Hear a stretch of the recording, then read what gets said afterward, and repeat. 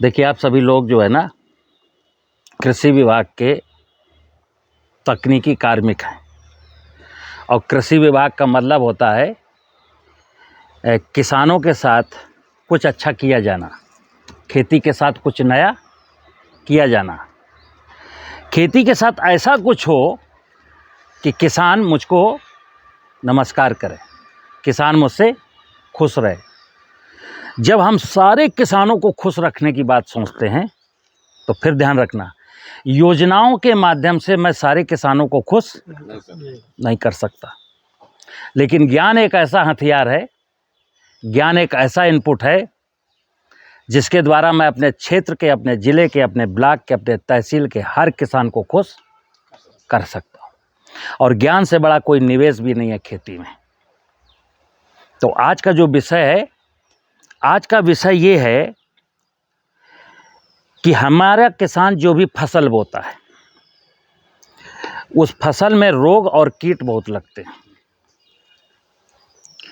और रोग और कीट को मारने के लिए किसान फिर, चूँकि हम ही लोगों ने आधुनिक एग्रीकल्चर टेक्नोलॉजी के नाम पर उसको बताया है कि अगर कोई इंसेक्ट लगता है तो अमुक दवा डालनी पड़ेगी इतना लीटर पानी में मिला करके, अगर कोई बीमारी लगेगी तो अमुक फंजीसाइड डालना पड़ेगा।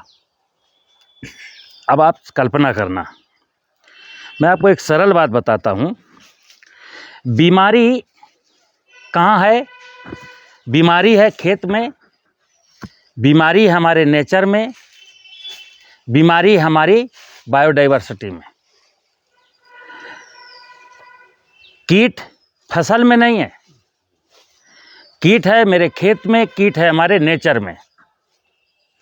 और मैं बीमारी को, ये जो बीमारियां हैं, बीमारियों के लक्षण परिलक्षित होते हैं फसल में। बीमारी थी सॉइल में, उसका लक्षण दिखाई दिया फसल में, और मैंने फसल में डाली दवा और बीमार हो गया मैं खुद। क्यों? अज्ञानता में मैं बीमारी की तय तक नहीं गया कि बीमारी का कारण क्या है। अभी तो काजल ऑर्गेनिज्म हम लोगों ने पढ़े हैं, इस बीमारी का काजल ऑर्गेनिज्म ये है, लेकिन बीमारी का कारण क्या है? ज़मीन मेरी वीक हो गई है, बायोडाइवर्सिटी वीक हो गई है, हमारी दूषित कृषि प्रणाली के कारण। गलती मेरी ही थी जिसके कारण ये प्रॉब्लम्स आज क्रिएट हो रही हैं और हम फिर भी नहीं सुधर रहे। तो बीमारी का इलाज मुझे किसमें करना है? खेत में। चलिए, लेकिन खेत की दशा को सुधारने के लिए, बायोडाइवर्सिटी को ठीक करने के लिए ये ऑल ऑफ सडन तो चीज़ नहीं हो सकती। बायोडाइवर्सिटी को ठीक करने के लिए कम से कम 5-6 साल लगेगा, जबकि खेत की मेड़ों पर नाना प्रकार के पेड़ हो जाएंगे तो तितली लौटेगी, चिड़िया लौटेगी, मधुमक्खी लौटेगा, ज़मीन में केंचुआ लौटेगा, तब वो बायोडाइवर्सिटी मेरी संपन्न होगी। तो 4-5 साल लगेंगे। अगर खेत को ठीक करना चाहूँ, खेत में ह्यूमस को बढ़ाना चाहूँ तो भी 2-3 साल। लेकिन तब तक किसान क्या करे? टमाटर बोया है, बैंगन बोया है, मिर्च बोया है, 2000 का बैंगन बेच के आता है, 600 रुपया की दवाई डालता है, फिर 3000 का बैंगन बेच के आता है, फिर 1000 रुपया की दवाई लाता है। अब समझना, इस देश ने बहुत तरक्की की, बहुत डेवलपमेंट किया और सारी दुनिया पढ़ी लिखी हो गई। और पढ़ी लिखी कैसी हो गई कि जो लोग दवा बनाने वाले हैं उनको भी मालूम है ये दवा क्या है, दवा का कारोबार करने वालों को भी मालूम है कि ये जहर है, और हम एक्सटेंशन के कर्मचारी हैं हमको भी मालूम है ये दवा ठीक नहीं है। लेकिन एक मैंडेटरी प्रोग्राम है, किसान ने कहा बाबूजी ऐसा हो गया, तो मैंने कहा ये दवा डाल देना। उस दवा के कारण इस देश का कितना व्यक्ति बीमार है आपको कल्पना है? अगर हमारे इंसेक्टिसाइड का, फंजीसाइड का, बीडीसाइड का इस देश में जो कारोबार है वो करीब करीब मेरे अनुमान के अनुसार 2 लाख करोड़ का है। ऑन रिकॉर्ड तो केवल 55,000 करोड़ का है। चूँकि ये रिकॉर्ड में नहीं लाया जा रहा क्योंकि पांव तले ज़मीन खिसक जाएगी सबके, तो ये नंबर 2 से भी चल रहा है। लेकिन ये 2 लाख करोड़ का, अगर 2 लाख करोड़ का कारोबार है तो देश की 114 करोड़ पॉपुलेशन, 140 करोड़ पॉपुलेशन 2 लाख का पेस्टिसाइड, इंसेक्टिसाइड खा जाती है। और इसका रिजल्ट कहाँ दिखता है? इसका रिजल्ट देखना हो तो आप नर्सिंग होम में जा कर के देख लो। तो कृषि संस्कृति है, कृषि क्यों की जा रही है? खुशियों के लिए, हंसने के लिए, मुस्कुराने के लिए। लेकिन यहाँ क्या हो रहा है? जसपाल भट्टी का उल्टा पुल्टा सीरियल हो गया। अब खेती की जा रही है रोने के लिए, रुलाने के लिए। और इसमें आप लोग दोषी कहीं भी नहीं हो, ना किसान दोषी है, ये चंद लोग ऊपर वाले जो डिसीजन मेकर होते हैं ना, वो दोषी हैं। और मैं उनको फॉलो करके आगे बढ़ता हूँ। तो आज का विज्ञान, आज का जो विषय मेरा, कि आप एक वो महत्वपूर्ण कड़ी हैं कि अगर आपके क्षेत्र में कहीं किसान को बहुत ज़्यादा रसायनों की ज़रूरत पड़ती है, रोग बीमारी नहीं नष्ट हो रहा है, ठीक हो रहा है, तो हम उसके खेत की बीमारियों को, कीड़ों को कैसे कंट्रोल कर दें, मतलब उसके पैसे भी ना खर्च हों और कीड़ा और बीमारी भी ना लगे। तो देखिए क्या है, ये एक संजीवनी खाद है और ये आज के 22 साल पहले ये एक महाराष्ट्र के संत हैं कोई, मैं उनका नाम भूल जाता हूँ, कई बार लोगों ने पूछा है हमसे कि सर उनका जिनका कोट करते उनका नाम बता दो, तो मैं कहता हूँ किताब ढूंढूंगा। एक किताब आती गोग्रास किताब है, उसके जो संपादक हैं वही इसका इजाद करने वाले हैं। है क्या, सिंपल सा फार्मूला है। जैसे हम लोग फसलों में ग्रोथ प्रमोटर डालते हैं, और आजकल एक बाल्टियां आ रही ना जाइम की, ह्यूमिक एसिड।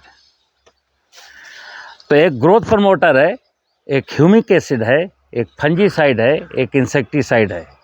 ये संजीवनी खाद देखिए चारों का काम करती है। ह्यूमिक एसिड बनाने के लिए क्या करते हैं हम कि गोबर को पानी में डालते हैं और इससे जो गैस निकलती है उसको हम ह्यूमिक एसिड कहते हैं। तो गोबर डालते हैं ये संजीवनी खाद बनाने में। क्या क्या डालेंगे, इनपुट समझिए। और 1 एकड़ के लिए बता रहा हूँ, 1 एकड़ के लिए हमने ये 100 लीटर का ड्रम लिया। अगर कोई किसान 1 एकड़ में भिंडी, टमाटर, मिर्चा, बैंगन, पपीता, और ख़ास करके विषय है वेजिटेबल एंड फ्रूट क्रॉप के लिए, क्योंकि पेस्टिसाइड सबसे ज़्यादा वहीं लगता है। धान, गेहूँ, मक्का में तो ना के बराबर लगता है। तो वेजिटेबल और फल की खेती करने वालों के लिए नुस्खा है। क्या है कि वो जिस दिन अपनी फसल लगाएंगे उसी दिन ये संजीवनी खाद बना के रख लेंगे, उसी दिन से प्रक्रिया शुरू करेंगे। तो इसमें करेंगे 10 किलो ये गोबर डालेंगे, और ये तो थोड़ा सा वानगी है। 10 लीटर इसमें क्या डालेंगे, गौमूत्र डालेंगे। अब यहाँ फिर सुनना, अगर गौमूत्र ना मिले तो गौमूत्र का मतलब ये नहीं कि मैं गाय खड़ी हुई तो डब्बा लेके खड़ा हो गया, इतना भी अटायर नहीं करना। तो मैं क्या कहता हूँ, गाय जहाँ गोबर करती है वहीं पेशाब भी करती है।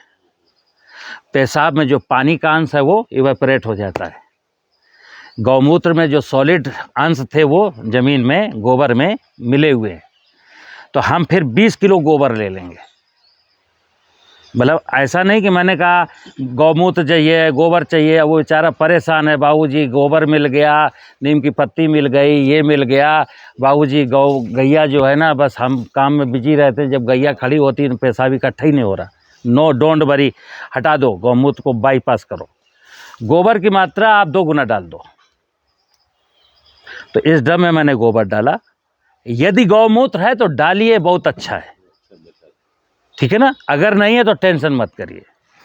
अगर 20 किलो मैंने गोबर डाला तो 15 किलो ये नीम के पत्तियां, इनका वेट होना चाहिए 15 किलो। अभी तो डिस्प्ले के लिए ज़्यादा मेरे हाथ में 1 किलो है। 15 किलो इनको क्रश कर देंगे, चाहे ऐसे से काट दो, हाथ से मसल दो, या बड़ा ग्राइंडर तो ग्राइंडर से पीस दो। अगर नीम की पत्तियां नहीं हैं और कोई किसान समझदार है तो पहले से बाज़ार से निमौली रखेगा। ये नीम की निमौली है, सूखी हुई। 15 किलो जहाँ नीम की पत्तियां पड़ेंगी वहाँ निमौली पड़ेगी केवल 5 किलो। अब नीम में, निमौली में एक पदार्थ होता है अजाडायरेक्टिन, जो इंसेक्ट को अच्छा नहीं लगता, मारता नहीं है इंसेक्ट को, ध्यान रखना। लेकिन जिस पत्ती में गिर गया इसका अर्क, उस पत्ती को इंसेक्ट खाएगा नहीं, ठीक है ना। तो मैंने क्या किया, एक ड्रम लिया, इसमें 20 किलो गोबर डाला, 15 किलो नीम के झोंके डाले या 5 किलो वो निम्बौली डाली, और इसमें हम डालेंगे 2 किलो गुड़। क्या क्या हुआ, गोबर, गौमूत्र, गौमूत्र नहीं है तो छोड़ दो, गोबर, निम्बौली और गुड़। अब गोबर था 20 किलो, निम्बौली थी 15 किलो, 2 किलो था गुड़, कितना हो गया 37 किलो।